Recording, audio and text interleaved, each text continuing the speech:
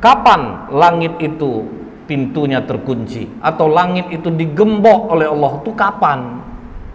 Maka kata Ali, asyirku billah, syirik kepada Allah.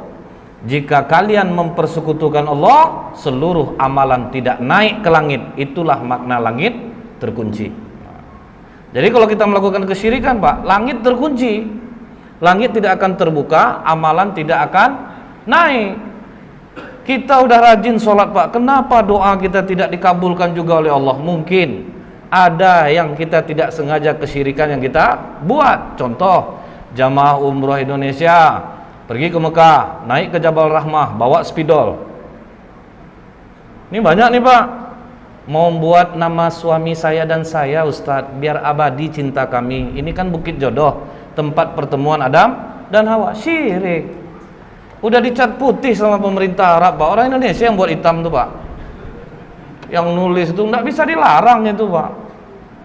Di Ka'bah merayap-rayap tangannya, menangis, ingus itu juga. Janganlah dipegang-pegang kan Ka'bah itu, Pak. Ingus di situ juga, lap air mata di situ juga. Entah mengapalah orang berusaha betul mengambil kiswah Ka'bah itu. Kalau nggak dipeluk-peluk, kalau nggak ada yang gunting, tertangkap. Kenapa Bapak gunting ini, Pak? Untuk pelaris kedai, Ustaz. Itu Pak, bayangkan, Pak.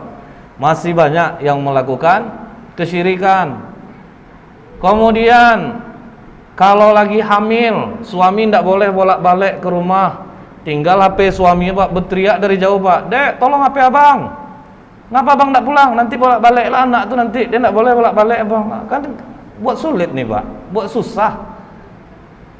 Demam anak, obat tetomeh, silang sini. Dari mana tuh, Pak? Masih banyak dilakukan orang. Ini yang membuat pintu langit terkunci. Kemudian Ali, kapan pintu langit itu dibuka oleh Allah? Di saat engkau mengucapkan la ilaha illallah.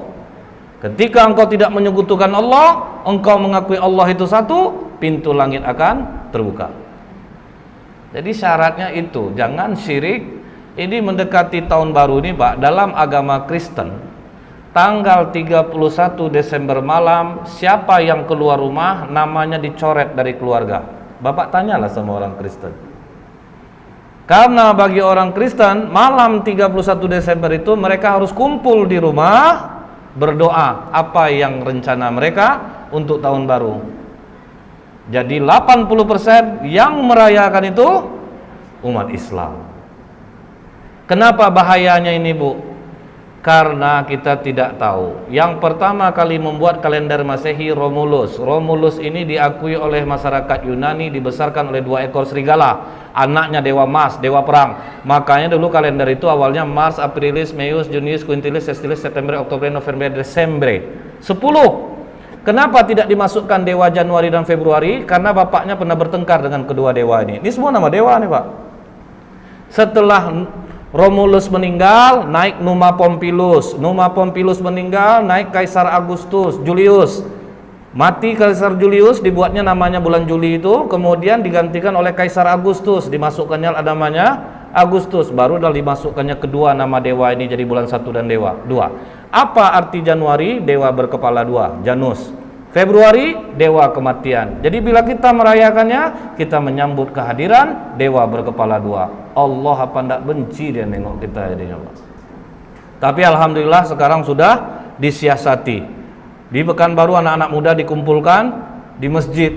Jadi dikasih tausiah, dikasih mabit. Ini bagus, Pak. Ini untuk menghindari mudarat yang jauh lebih besar. Jadi kumpulnya di masjid.